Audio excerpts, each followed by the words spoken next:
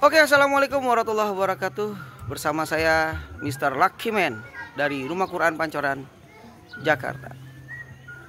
Sahabat sekalian, saat ini kalau kita kemana-mana ya, ke kafe, ke mall, ke resto, tempat-tempat tongkrongan, ya, kedai-kedai, warung kopi, itu agak kesulitan saya untuk membawa murid ya.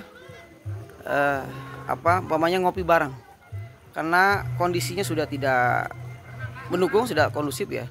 Karena satu sisi saya melarang murid-murid saya untuk merokok, tapi saya ngajak mereka ke kafe ngopi bareng, tapi di situ semuanya perokok, dari anak-anak, dewasa sampai orang tua. Bahkan tidak hanya laki-laki, yang perempuan juga pada ngerokok. Cowok-cowok muda, cewek-cewek muda, jilbab nggak jilbab juga pada ngerokok. Sekarang rokoknya keren, pakai papi. Ya, bahkan kalau kita lihat di lampu merah di jalan itu, lagi lampu merah, kesel ya, lampu merah macet panas tuh mereka begini, nggak laki nggak perempuan ya, di mana-mana. Dan ternyata sekarang rokok itu sudah menjadi style, menjadi gaya, menjadi tren. Nggak ngerokok nggak keren, nggak ngerokok nggak gaul ya, jadi yang rokok itu jadi style ya. Nah, dan rokok itu juga menjadi pintu masuk buat yang lainnya. Ya, nggak ngerokok nggak keren. Lu nggak ngerokok nggak keren, lu nggak gaul. Setelah ngerokok, lu cuma ngerokok doang. Pakai nih ganja, ya, heroin, ya, obat-obatan terlarang lainnya dan miras ya. Nah, sahabat sekalian, sebenarnya ada nggak sih manfaat dari rokok? Ternyata ada, kawan-kawan ya. Manfaat rokok itu ternyata ada. Minimal ada 3. Mau tahu? Kita bahas.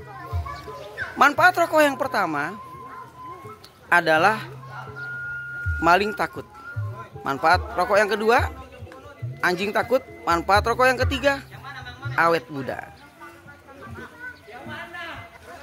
Oke, kita bahas satu persatu. Manfaat rokok buat perokok yang pertama, maling takut. Gimana ceritanya? Jadi begini. Ini kan kalau orang ngerokok itu sampai perokok berat ya, itu sampai mengganggu pernapasan, paru-paru, dan dia membuat terbatuk-batuk, dahak-dahak, sampai tidur pun dia terbatuk-batuk. Nah, ceritanya suatu malam ini ya, itu ada sekawanan gerombolan maling ingin mencuri, ingin menggondol lah sebuah rumah gitu ya. Nah, ketika dia ingin bereaksi, ternyata terdengar dari suara dalam pemilik rumahnya batuk-batuk. Akhirnya mereka nggak jadi bereaksi, ya, menahan sampai tuan rumahnya tidur. Nggak lama, wah, kayaknya udah aman nih tidur. Pas mau bergerak lagi, bereaksi, terdengar lagi batuk yang lebih dahsyat lagi. Terus ya, akhirnya maling-maling ini nggak jadi bergerak. Dan itu sampai menjelang subuh. Akhirnya kawanan maling ini bersepakat, gimana nih, ternyata tuan rumahnya belum tidur, udah kita pulang aja, kapan-kapan kita balik lagi. Nah, itu manfaat pertama ya. Manfaat rokok yang pertama adalah maling takut. Manfaat yang kedua, anjing takut. Ya kan, dia kan sakit-sakitan tuh, batuk-batuk. Nah, ceritanya dia pengen sehat, di olahraga. Karena dia tinggal di komplek begitu nih. Nah, mungkin seperti ini gambarannya. Tinggal di komplek, dia jalan-jalan lah, lari pagi, jalan-jalan di komplek. Nah, ketika dia olahraga pagi jalan, ada anjing gonggong, wuk, wuk, wuk. Terus anjing yang lain datang lagi. Nah, karena diketakutan sampai dia terbatuk-batuk, diketakutan sampai dia nggak kuat, batuknya sampai kemudian dia jongkok, kemudian dia ke bawah, tangannya meraba-raba. Wah, anjing-anjing ini berpikir, wah, mau ngambil batu nimpuk. Akhirnya anjing-anjingnya pada kabur ketakutan, padahal dianya kesakitan batuk ya. Nah, jadi yang kedua, anjing takut. Yang ketiga, awet muda. Kenapa dikatakan awet muda? Ya karena masih muda udah sakit-sakitan, paru-paru, jantung, dan lain sebagainya. Ya, akhirnya masih muda meninggal. Itulah yang namanya awet muda. Ya. Oke, kalau itu manfaat dari rokok. Sekarang kita lihat bahayanya atau dampak dari rokok. Ya. Di antaranya itu sebenarnya pabrik rokok sudah sadar.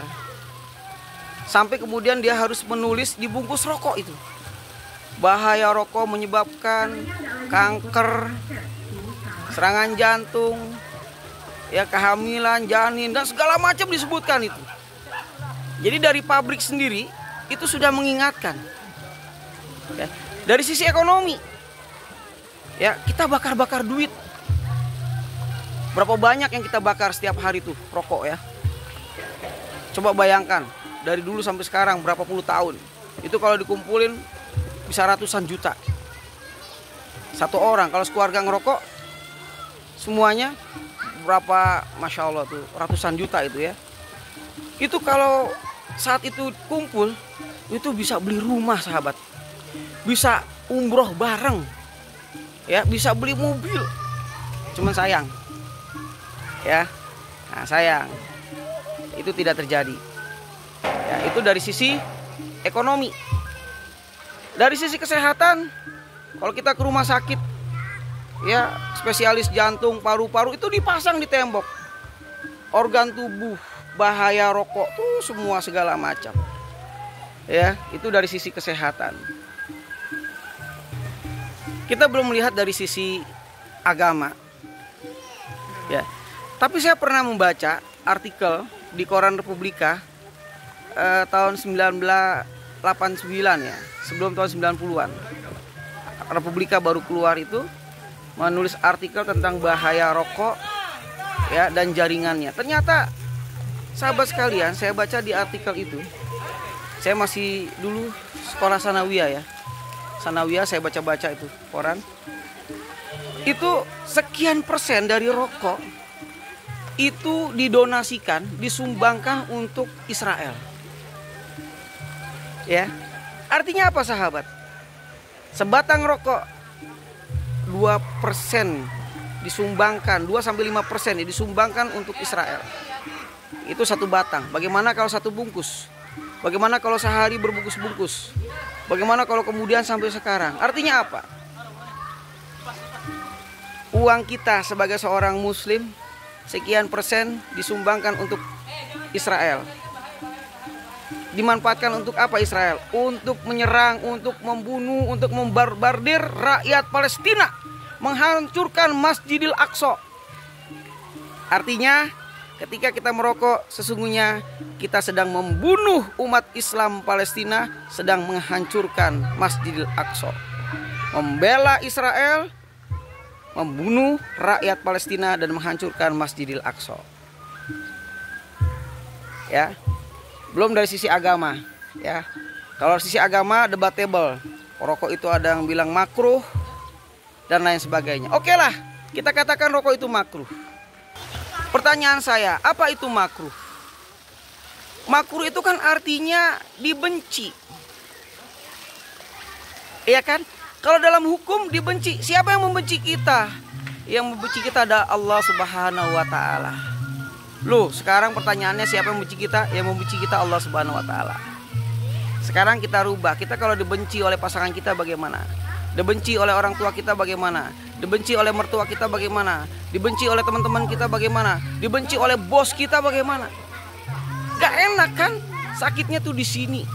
Ini yang membenci adalah Allah Subhanahu wa taala. Oke sahabat, saya tidak perlu mengeluarkan dalil. Menurut saya kayaknya cuma bisa mengatakan salam sehat, salam akal sehat. Mendingan duit kita tabungin untuk pendidikan. Terakhir alhamdulillah nih ya, kemarin ini bulan Juli 2025 saya baru mendengar kebijakan pemerintah terkait dengan rokok. Ya, dan larangan merokok dan wilayah-wilayah di mana yang dilarang dan di mana dukung. Saya sangat mendukung kebijakan pemerintah untuk larangan merokok di tempat-tempat pendidikan, madrasah, sekolah, masjid, dan lain-lainnya. Saya dukung pemerintah. Salam sehat, salam akal sehat. Assalamualaikum warahmatullahi wabarakatuh.